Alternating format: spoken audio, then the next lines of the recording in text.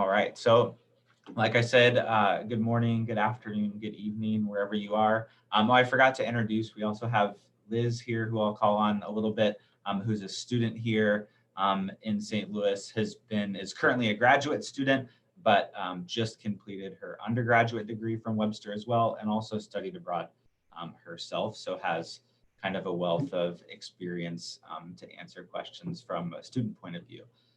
So if you want to stay muted for now, everybody, that would be the best. I'll kind of go through the presentation that's more about what it's like to study in St. Louis. And then if you have questions, like I said, we'll have some time for that at the end. If you have questions about the application process and that sort of thing, I can help you. But like I said, that really your main point of contact is going to be your study abroad coordinator at your home campus. Today, we're trying to talk more about what life will actually be like when you're in St. Louis studying. But we can still try to answer any questions that you have at the end. So studying abroad in St. Louis. So here's a very iconic view of St. Louis. If you've looked up images of St. Louis, you probably see this, the old courthouse with the arch in the background.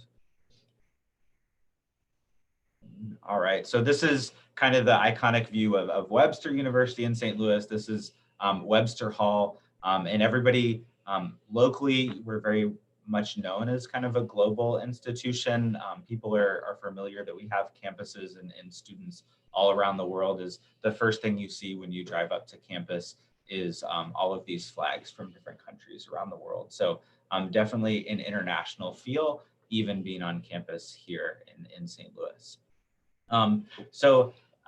Our campus in St. Louis is our flagship, our home campus.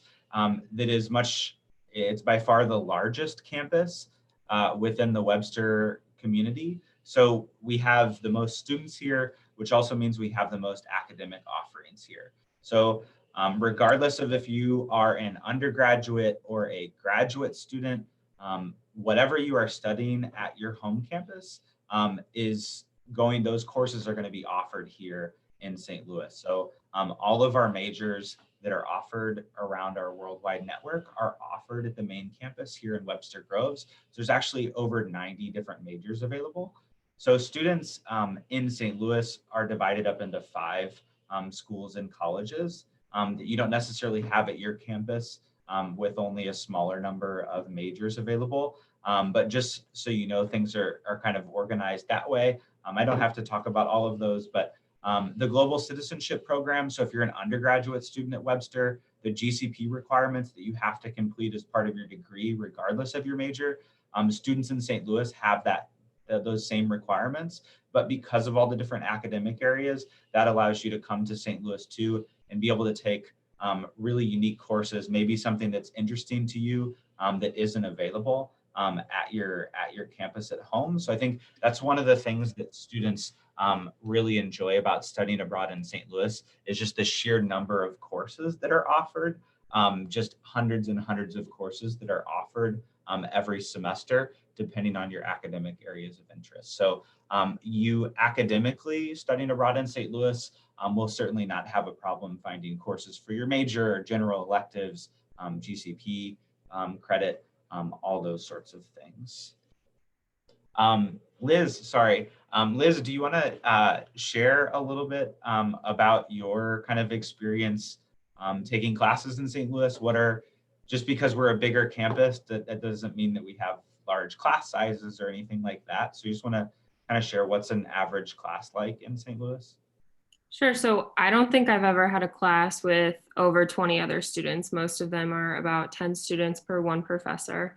I was in the School of Communications, but I also took a lot of classes outside of the School of Communications just for like our GCPs and everything. But a lot of my professors have also been professionals in what they're teaching. So they have experience, they have connections. Which is really awesome. Like they've done this before, so it's like that you'll use it in the future.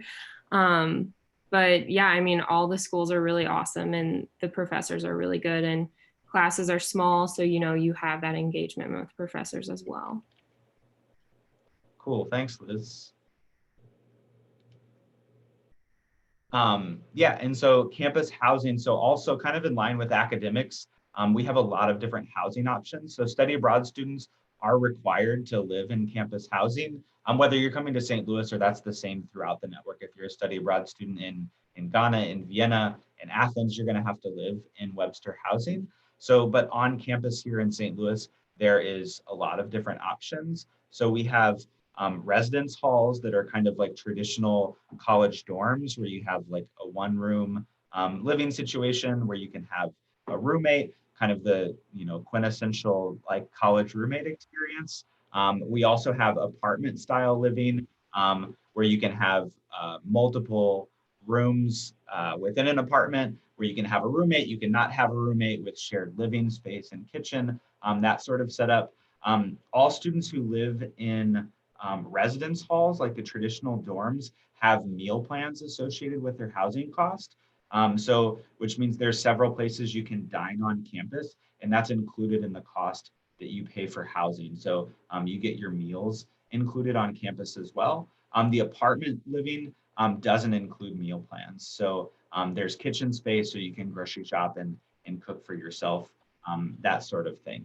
So with the different kinds of housing, the cost varies a lot too. So if you have questions about that, we can follow up and get that information to you, but you can also just look at webster.edu for housing. They have information on all the different housing options and the cost of those. So obviously having a roommate is cheaper than not having a roommate.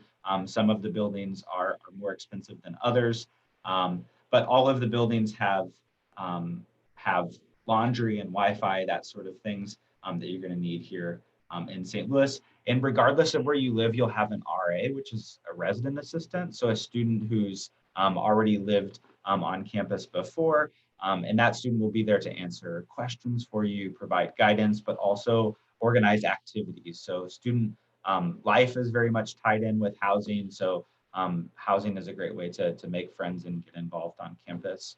Um, Liz, I know you've lived in a couple different places on campus. Do you want to share a little bit about the differences or what that's like?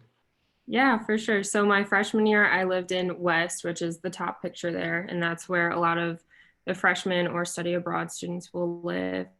And they're much more active. You know, the RAs plan events, you hang out in the student lounges. Well, before COVID, this was. But so it's a really easy way to make friends and get engaged with other people on campus. My sophomore year, first semester is when I studied abroad. And then when I came back, I lived in East, which is an upperclassmen residential hall. So kind of the same thing as West, except the styles are a little different. So you have your own room, but you share a bathroom. And that was cool. But since everybody's older, not everybody wants to engage in RA events. And then my third year, I lived in WVA, which is the Webster Village Apartments, which is in the second picture.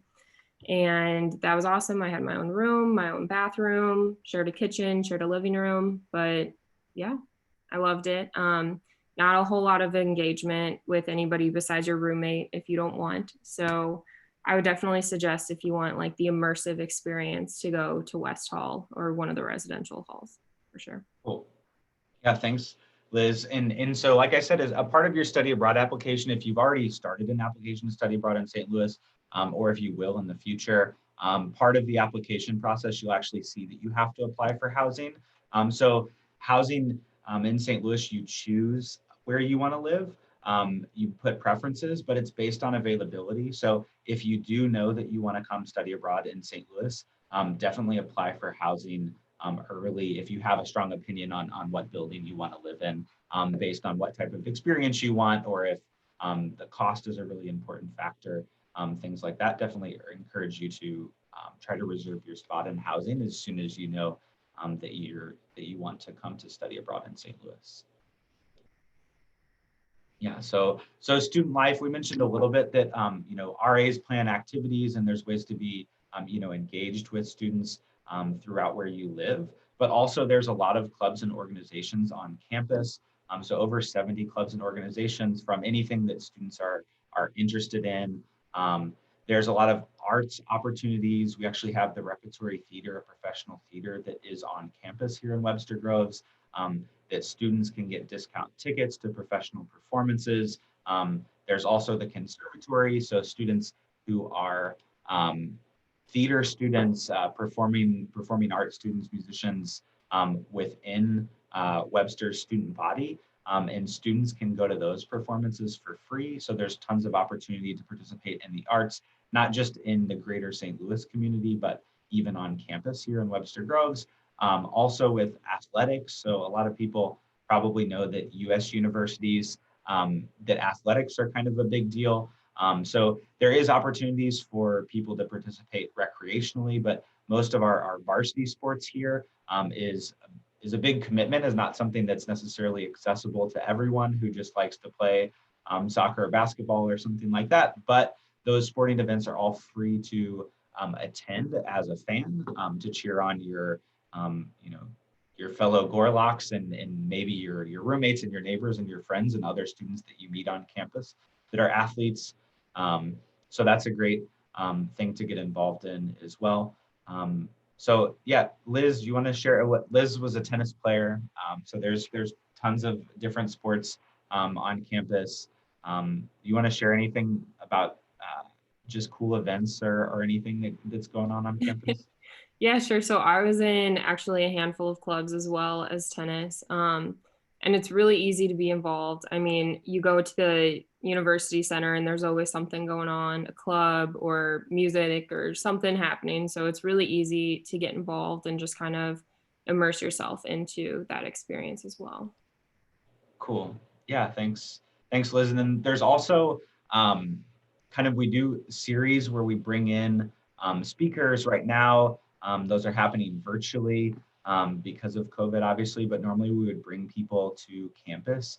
And kind of the lineup of people that they get is pretty impressive. There's some really high profile people that come and speak on campus. So definitely cool opportunities to hear from a lot of different perspectives and different people while you're on campus here in St. Louis is definitely a cool opportunity.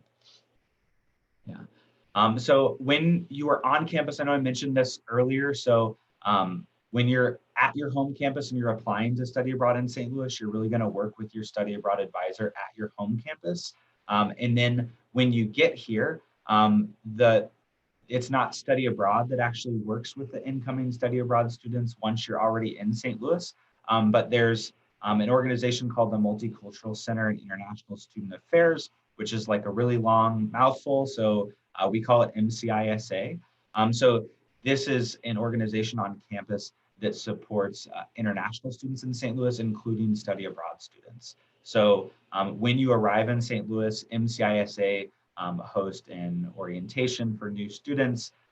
They host programming and activities and events as another way for you to get involved while you're on campus here in St. Louis. And in addition to international students, they work with domestic diversity as well. So it's just a great place to be plugged in if you're interested in diversity, interested in participating in events in St. Louis with students from a lot of different backgrounds. So MCISA is a great resource while you're in St. Louis.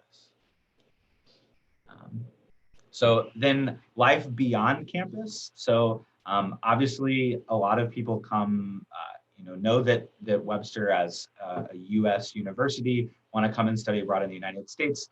A lot of people maybe haven't heard of St. Louis, not quite as high profile city of, our neighbor Chicago or anything like that. So the US is very big and spread out. So I know a lot of people come to the US with the idea of wanting to travel, which is great, and you'll definitely have the opportunity to do that. When we say we're near other cities, especially if you're coming from Europe, for example, near might be a relative word, where our neighbor Chicago is 4 to 5 hours away. Kansas City, 4 hours the other direction, Memphis, 4 hours a different direction. So there's a lot of places that are close, but close can be relative. But St. Louis itself is a great place to be. I think I'm maybe a little bit biased being from here, but I love St. Louis. So it's maybe kind of an authentic US experience. So it is a big city. So there's a lot of cultural activities, diversity, a lot of events and things happening, but it's also not so big that it's overwhelming. It's very frequent that being out in St. Louis that you bump into people that you know from your neighborhood, people you went to school with, that sort of thing. It has kind of a big city and a small town feel altogether.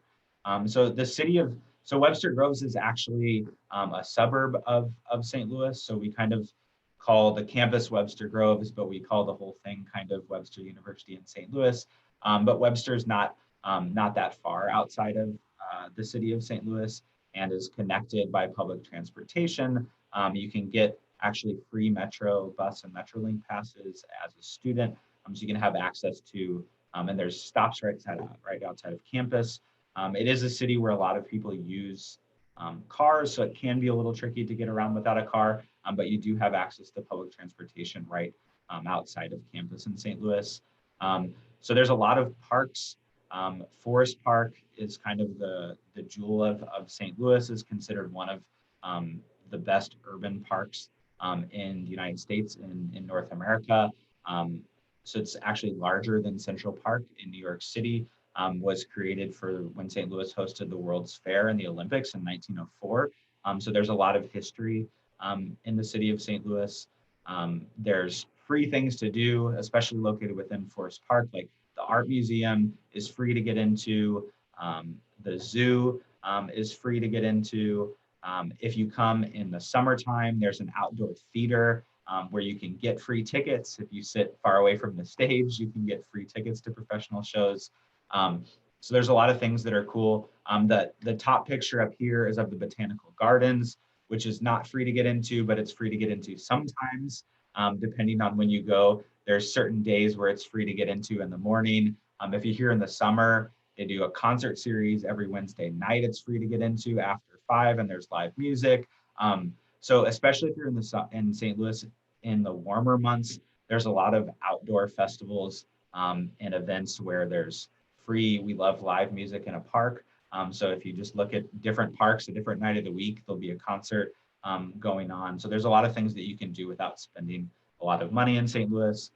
If you're into sports, St. Louis, obviously we have sports that are maybe not as popular in other parts of the world. So the two major teams in St. Louis are the Cardinals, which are a baseball team, which is the second most successful baseball team in the history of the league outside of the New York Yankees.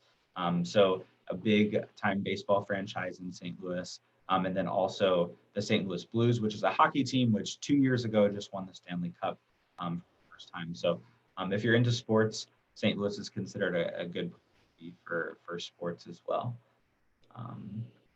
Yeah, so it's kind of a bit about living in St. Louis. I'm happy to answer more questions that people have. That's kind of it. I want to open the floor for questions. Before I do, I want to give maybe Grayson, do you want to just introduce yourself, maybe say a little something about the kind of process of what it's like from your perspective on coming to study abroad in St. Louis? Absolutely. Hi, everybody. I'm Grayson. I am stepping into working with study abroad it's very new to me. So I'll kind of learn alongside with you. But the little bit that I can say is on the paperwork end, what I focus on is the visa paperwork and getting that processed for you. There's a